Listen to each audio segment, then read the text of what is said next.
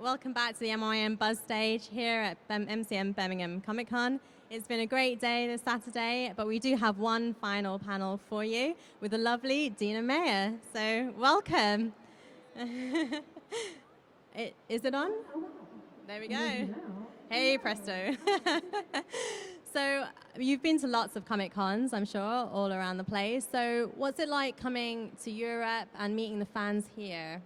It's great to meet the fans anyway. We've got a bunch of people that are just really excited to meet you. So it's great wherever you go, honestly.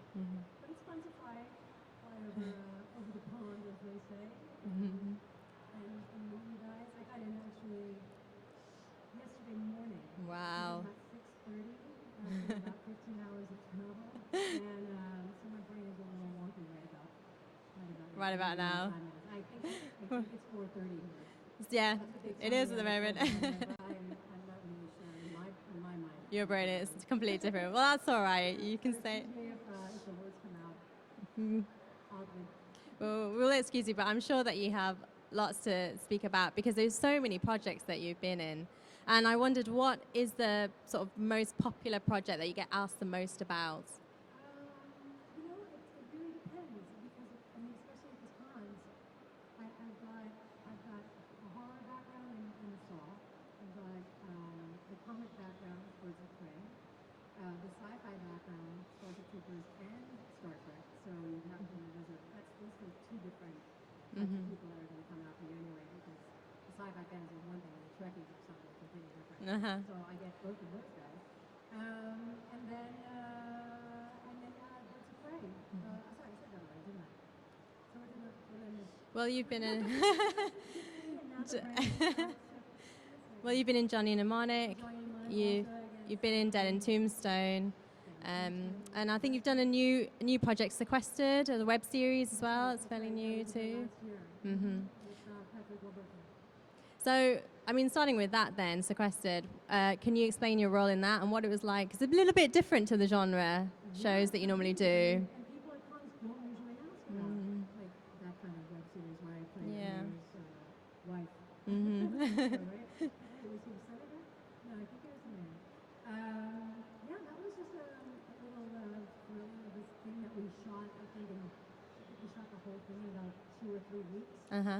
It was like back-to-back episodes. It read like a 300 or 400 page script. Yeah. And we just shot it all like a movie. Wow. And they just cut it up into various segments so that you could watch it. I think it was like 25-minute segments or something. Yeah, like that. I think so. Yeah, but that was really fun because I got to play. Like I said, I really hope it was the mayor's wife because honestly, the brain. I think it was the mayor's wife. He was naughty. He did some bad things, and yeah, I mean, whatever. I mean, it was fun. It was my first web series. Yeah. And it was interesting to see how they were gonna, shoot it and cut it together and how it was gonna air and. Well, speaking of your other projects, like Saw, where you play Detective Kerry, and Johnny Mnemonic, where you play an assassin, Jane, and obviously the plucky Dizzy Flores in Starship Troopers, you tend to seem to be in these roles where you're really a badass woman. Do you think you tend to gravitate towards those? I do. I for sure think I gravitate more toward a stronger female role. I'm not really sure why. I don't know if it's growing up with brothers or if it's just being a New Yorker. It could be that. Bit of both, maybe? Maybe, yeah, exactly. A New Yorker and being the only girl in the family. I don't know. I guess I'm somewhat of a strong female. I think so. And we love that as well, I mean, I think we're probably seeing more of that on TV now as well. And also, I know you did obviously the project Birds of Prey, and that's something that's been shown in the DC universe at the moment. I don't know if you ever sort of look at the other shows like Flash and Arrow and things like that, and whether you ever compare your sort of versions. Sadly, I don't. I don't really watch too much of the TV. I'm more of a I see the Game of Thrones guys here, and I'm kind of a Game of Thrones fan. And, Orange is the New Black and House of Cards, and Gosh, what else are we watching? I mean, there's a bunch of shows that we're watching but Yeah. not too many of the. Sorry, not too many. That's okay. Not too many in the comic book Universe. industry. Yeah, not too much. Okay. And with Dead in Tombstone, you're in a Western essentially.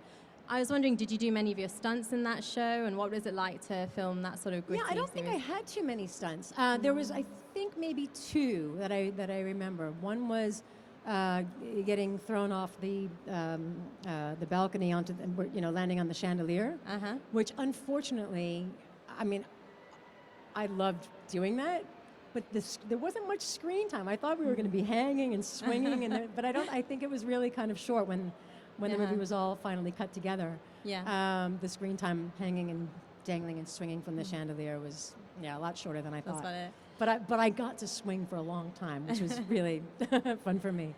Do you like doing the stunts I generally? do. Yeah, absolutely. I mean, if it's not going to hurt me too badly, where I won't be able to work the next day, I'm down to do it. I should say, if it's not going to hurt me or kill me, I'm up for it. I think the other stunt in the movie was jumping off of the stagecoach, which they didn't have me do. They got a stunt girl to do that. And I think, because part of the stunt was the the strap that you used to steer the stagecoach got caught on her boot or her foot or something, and she brings the whole thing down with her. So I think they thought that might have been a little bit too dangerous for me to do. Yeah, so they let her do that. Well, we have to talk about Starship Troopers, because I think that's probably certainly what I recognise you most from. Okay. Even though it's been 18 years now. I think it's been quite. Yeah, I think it's been that long. And it's still, it's still very popular. And did you know that it was going to be so popular, and have any idea why it is so popular as a cult classic? I can't answer that question. I can't. I mean, I know that the fans love it. Certainly, when we were shooting it, I had no idea how big and how long people were really going to enjoy it, how many years they were going to be enjoying it, and that now 18 years later, people are still coming up to me, and even like people that watched it back in the day, the first time, now their children are they're introducing me to their kids that were too young to see it. It's become a family show now? Yeah, kind of. I met someone today who brought his, I think he was like a 12-year-old boy. He brought his, and he said, he hasn't seen it yet, but when he's 15, he's going to see it. On his birthday. Yeah, exactly. But yeah, I mean, it's great to be a part of something that so many people enjoy and will continue to enjoy over the years to come.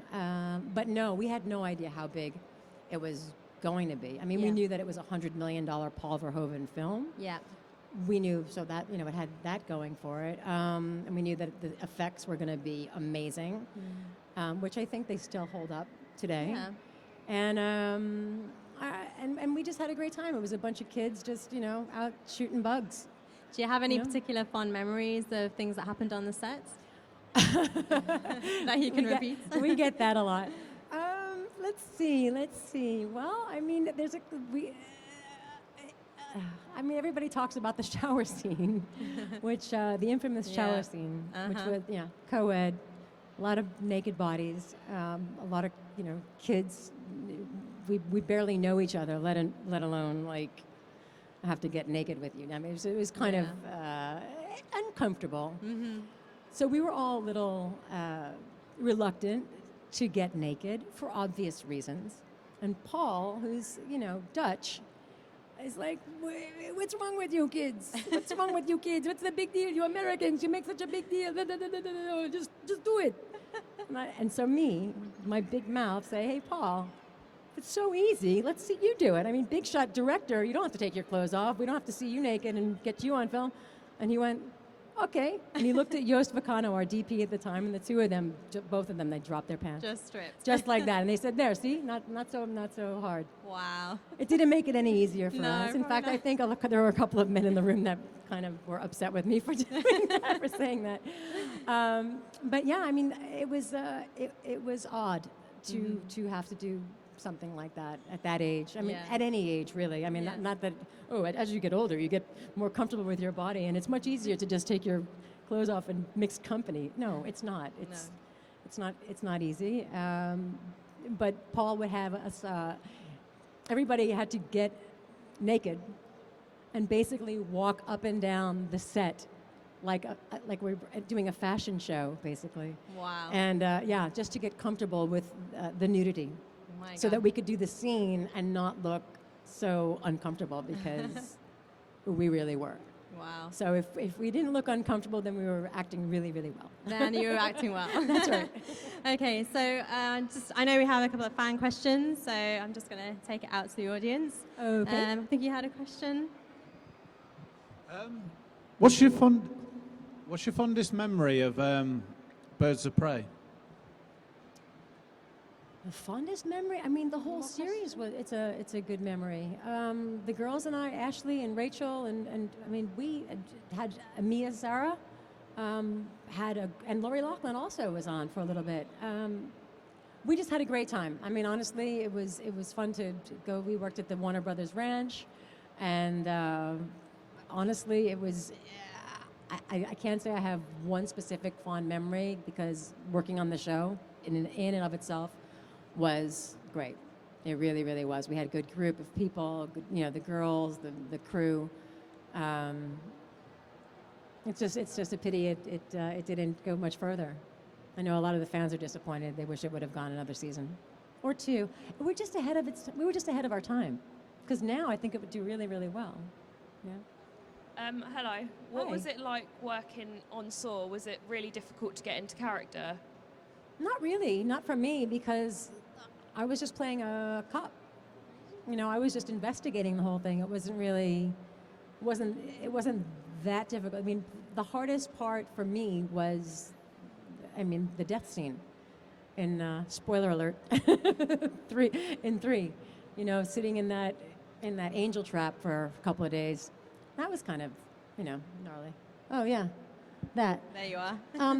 Let it be known that wasn't real acid. That was just kind of, I think it was, I don't know, it may have been like Coke and water or something, just to give it, or maybe just a little food coloring. And the way that they made the key bubble up like that was they put some kind of, I don't know if it was like a baking soda compound or some kind of something that when it got wet, it activated the fizzies. No hands were harmed in the sticking of the hand into the acid. I should hope not. Yeah, but what I always found odd about this, and maybe she just wasn't thinking straight, because I thought, she's a smart girl, but this trap, she's had the lock around her neck, and the key to the lock around her neck was in the acid. But what made her think that by unlocking the lock around her neck was going to open the cage that was embedded in her rib cage? Like I was totally like, how, like you unlock this and you take the collar off and then you're free? No, because she wasn't thinking straight. And rightfully so, I suppose. I don't think I would have been thinking too straight either. I'm not thinking straight after just a little sleep deprivation, but anyway. I think you're doing fine. So I know that the festive season's coming up now. And, what season is? The festive season's coming up. Yes. Yep. And I saw you a couple of days ago in a Christmas movie. Yes. I think it's Christmas in Palm Springs. Oh, okay, Yeah. that I shot with Xander. Yes. Yeah. So I was wondering. Mobile infantry and fleet clearly mixing, because I think I'm married to him in 2 movies. Are you? Yes. And so what's it like to sort of do something really quite different, I guess, from those projects and do a family movie? Oh, it's great. I mean, you don't want to stick with one genre all the time. You don't want to always be stuck in a horror movie, because that could be pretty dreary. I mean, making yourself cry or scaring yourself and being in that trap, like, you can't imagine the headache that I would go home with at the end of the day, because to make veins pop out of your head and be in pretend you're in excruciating pain, it gets you a little bit of a headache sometimes, especially, or if you have to cry, if you're doing like some real dramatic role and you've got to cry all day. I did a guest spot on 6 Feet Under once, and I was playing part of a widow. I had to pretty much cry in every scene. Or the one scene that we were shooting that took a few hours, I cried the whole time, and it gives you a little bit of a headache. So to mix it up a little bit and you know, if I can shoot them up, and if I can beat them up, and if I can swing from chandeliers, and I can, you know, do some silly romantic comedy, and you know, it's fun to just kind of. I mean, I don't know. I just like to keep a nice, broad, open. I like to keep things. I don't know. Variety is spice A of life. variety, exactly. It goes the same way into, you know, into my career. Absolutely. Well, on that note, we're going to let you get some rest at the end of the day. And thank you so much for Oh, thank speaking you. to us. It was It's been lovely. fantastic to have you. Likewise. And we'll see you for the rest of the weekend here at Birmingham MCM Comic Con. See you tomorrow. Absolutely. Thanks, you. guys. Thank you. Thank you.